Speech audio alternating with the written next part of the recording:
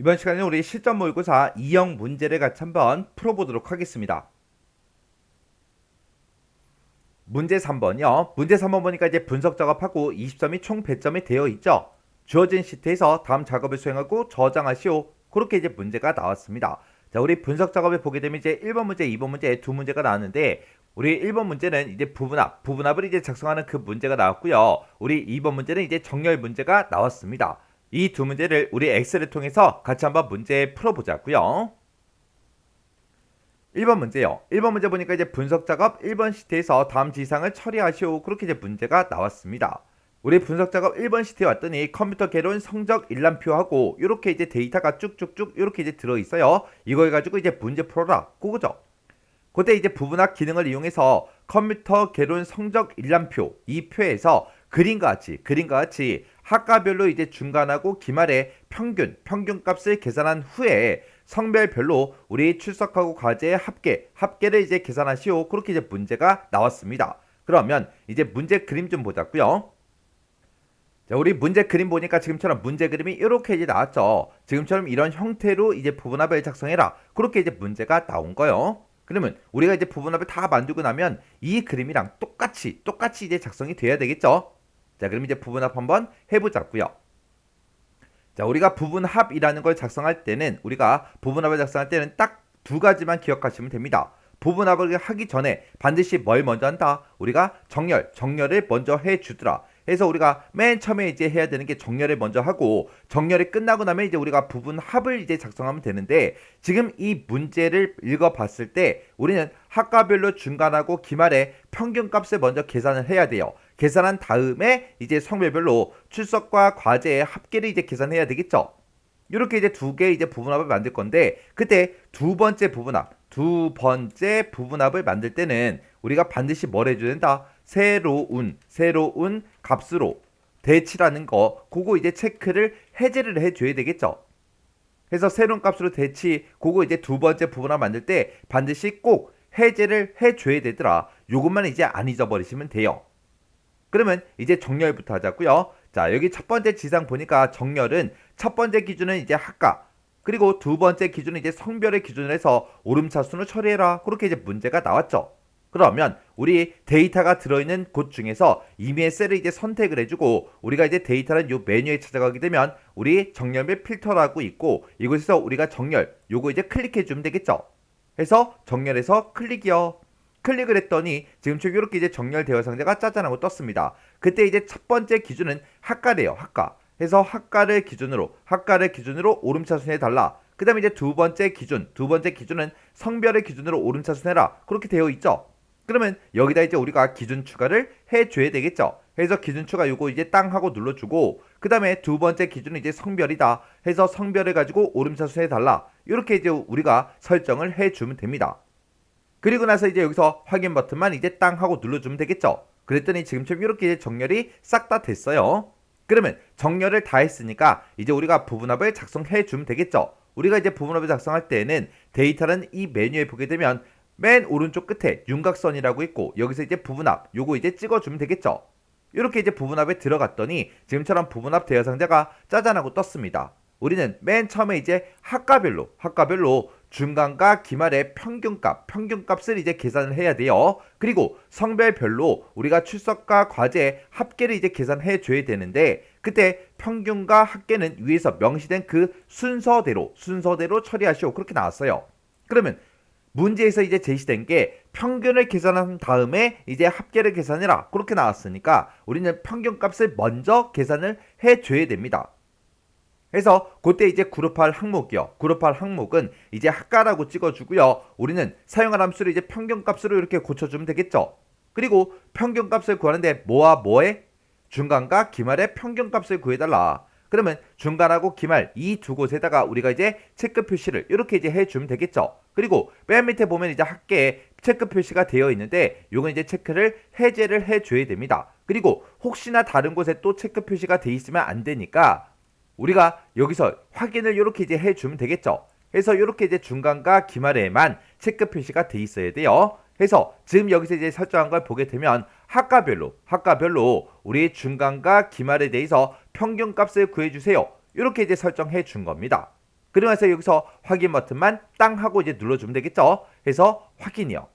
확인 버튼 눌렀더니 각각 이제 학과별로 지금처럼 이렇게 이제 중간과 기말의 평균값이 이렇게 이제 쭉쭉쭉 계산이 됐습니다. 이렇게 해주면 이제 첫 번째 부분합은 끝났고요. 그 다음에 이제 두 번째 부분합을 만들어야 되니까 또다시 이제 데이터는 요 메뉴에 우리 윤곽선의 부분합 다시 들어가면 되겠죠. 해서 부분합 클릭이요. 클릭을 했더니 부분합 대상자가 짜잔하고 떴습니다. 그때 이제 두 번째는 우리 성별별로 출석과 과제 이 두 가지의 합계를 이제 계산할 거예요. 그러면 그룹할 항목을 우리가 성별이라고 이렇게 찍어주고 그때 이제 사용할 함수는 이제 합계로 고쳐주면 되겠죠. 그때 이제 출석과 과제의 합계를 계산하라 그랬어요. 그러면 중간하고 기말은 이제 체크를 해제해 줘야 되겠죠. 그리고 출석과 과제 그랬으니까 출석에 체크 표시해주고 과제에 체크 표시해주고 혹시나 다른 곳에 이제 또 체크 표시가 된 게 있나 없나 또 확인해주면 되겠죠. 이렇게 해서 우리가 성별별로 출석과 과제의 합계를 구해주세요. 이렇게요. 지금 여기서 이제 작성하는 거는 우리 두 번째 부분합을 작성할 거니까 새로운 값으로 대치라는 거 요거 이제 체크 표시를 우리가 이제 해제를 해줘야 됩니다. 해서 이 아래쪽에 보면 새로운 값으로 대치라는 게 이곳에 있죠. 요거 이제 체크 표시를 우리가 해제를 꼭 해줘야 돼요. 이렇게 이제 해제하고 여기서 이제 확인 버튼만 눌러주면 되겠죠. 해서 확인이요. 확인 버튼 눌렀더니 지금처럼 이렇게 이제 각각 성별별로 출석과 과제에 대해서 합계가 이렇게 이제 계산이 돼서 이렇게 이제 나왔습니다. 이렇게 해주면 우리가 지금 여기까지 이제 싹 다 이제 끝난 거예요. 그 아래쪽에 보니까 평균은 소수 첫 번째 자리로 그렇게 이제 지정을 하래요. 지금 우리가 평균값을 구해준 게 각각 학과별로 중간과 기말에 대해서 평균값을 구했잖아요. 그 평균값에 대해서 소수 자릿수를 1로 지정해라. 그렇게 이제 나왔습니다. 그러면 지금 우리가 평균값이 구해진 게 지금 여기 있죠. 요거 이제 범위 지정해주고 키보드에서 이제 컨트롤 키를 꾹 누르고 그 다음에 두 번째 영역 웹디자인과의 평균값 요 두 개 이제 범위 지정하고 정보처리과의 평균값 요 두 개 이제 지정해주고 그리고 전체 평균도 이렇게 이제 지정해주면 되겠죠. 이렇게 해서 모든 평균을 구한 그 영역에 대해서 지금쯤 이렇게 이제 싹 다 범위를 설정한 다음에 우리가 홈이라는 요 메뉴에 찾아가게 되면 우리 이곳에 이제 표시 형식이라고 있고 이곳에서 자릿수 늘림, 자릿수 줄임이 있습니다. 요걸 이용해서 우리가 이제 소수 자릿수를 첫 번째 자리까지 그렇게 이제 표시가 되게 만들어주면 돼요. 해서 여기서 이제 우리가 자릿수 늘림 요거 이제 땅 하고 클릭해주면 소수섬 두 번째 자리까지 나왔죠. 그러면 자릿수 줄임 요거 이제 한번 클릭을 해서 이렇게 이제 소수섬 첫 번째 자리까지만 이렇게 이제 평균값들이 싹 다 이제 표시가 되게 이렇게 이제 만들어주면 되겠죠. 그 다음 지상 보니까 이제 부분합에다가 표 스타일 밝게 16번 그 서식을 적용해라 그렇게 나왔습니다. 그러면 이제 우리가 부분합에 이제 표 스타일을 이제 밝게 16번 이 서식을 적용할 거니까 우리 홈이라는 메뉴에 보게 되면 스타일이라고 있고 거기서 이제 우리가 표 서식으로 이제 들어가 주면 됩니다. 해서 이 표 서식을 이제 한번 클릭해 주고 여기서 표 스타일 밝게 16번이요. 자, 얘를 이제 마우스 갖다 대보니까 얘가 10번이래요. 그 밑에 거 요거 찍어 보니까 얘가 이제 표 스타일 밝게 16번이죠. 그래서 요거 이제 표 스타일 밝게 16번 요거 이제 클릭해 주면 되겠죠. 요거 이제 클릭이요. 클릭을 했더니 표 서식하고 이렇게 이제 떴습니다. 그때 이제 표에 사용할 데이터를 지정하시오. 그렇게 나왔죠. 그때 이 전체 범위가 맞나 이렇게 이제 확인해 주면 되는데 맨 밑에 전체 평균이 빠졌죠. 빠졌으니까 이곳에 지금 써져 있는 거 요거 이제 싹 다 이제 지워버리고 우리가 다시 범위를 싹 다 지정을 해주면 됩니다. 해서 전체 평균까지 전부 다 이제 영역에 들어가게 이렇게 이제 범위를 다시 설정해 주면 돼요. 그리고 우리 첫 번째 행은 지금처럼 이렇게 이제 제목이 들어있으니까 이곳에 체크 표시가 지금처럼 이렇게 이제 돼 있으면 되겠죠. 이 상태에서 이제 확인이요. 확인 버튼 눌렀더니 이렇게 이제 우리 표 스타일 밝게 16번 서식에 적용이 됐습니다. 그러면 지금 우리 문제상에 나와 있는 모든 조건, 모든 지상들을 싹 다 이제 처리를 다 해줬어요. 그랬더니 지금처럼 이렇게 이제 부분합이 작성이 됐죠.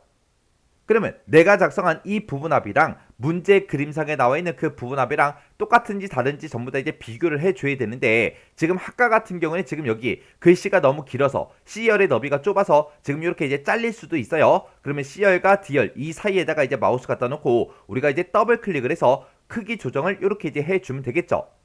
이렇게 해놓고 이제 문제 그림이랑 내가 작성한 거랑 싹 다 이제 비교해 주면 됩니다. 이렇게 하면 이제 부분합 끝이요.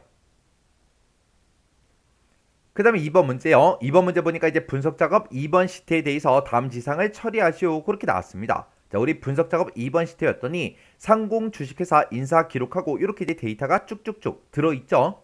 자, 이 데이터를 가지고 이제 문제 풀래요.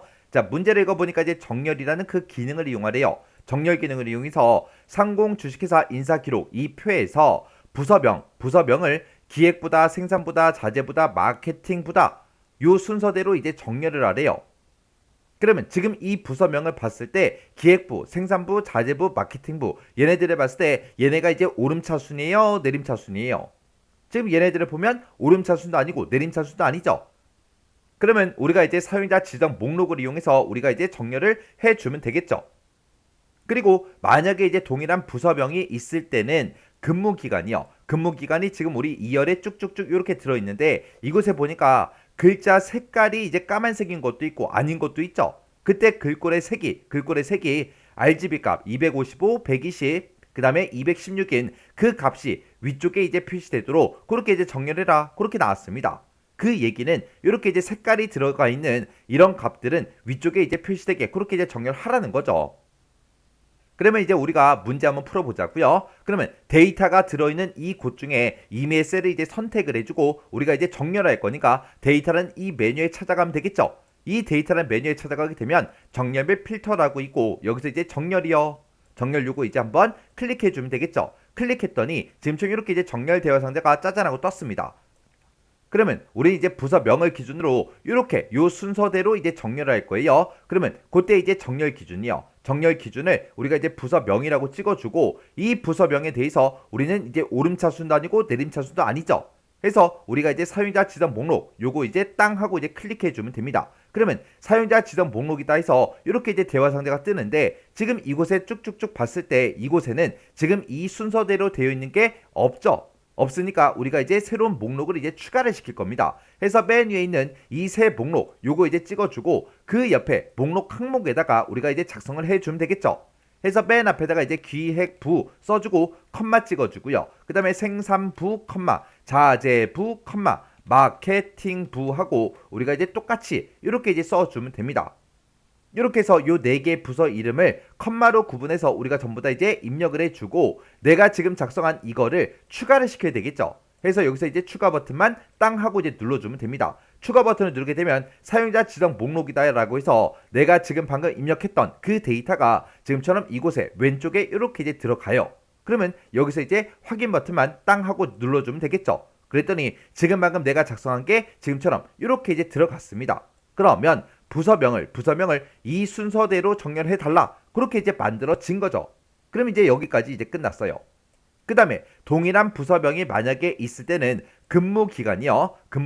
근무기간에 글꼴에 색이 들어가 있는 그 값들이 위쪽에 이제 표시되게 그렇게 이제 정렬하래요. 그러면 우리는 여기서 우리가 기준 추가를 이제 해주면 되겠죠. 해서 기준 추가 요거 이제 땅 하고 이제 클릭해주고 그때 이제 근무기간 찍어주고 그 다음에 글꼴의 색이 그랬으니까 정렬 기준의 값이 아니라 우리 글꼴 색이요. 글꼴 색 요거 이제 찍어주고 글꼴 색이 여기 지금 자동이라고 이렇게 떴죠. 요 자동이 아니라 우리가 얘를 이제 찍어보면 지금 요 분홍색이 들어가 있는 그 색깔이 똑같이 이제 뜬다고요. 그러면 여기서 이제 분홍색을 요거 이제 선택해주고 이 분홍색은 위쪽에 이제 표시해주세요. 그렇게요.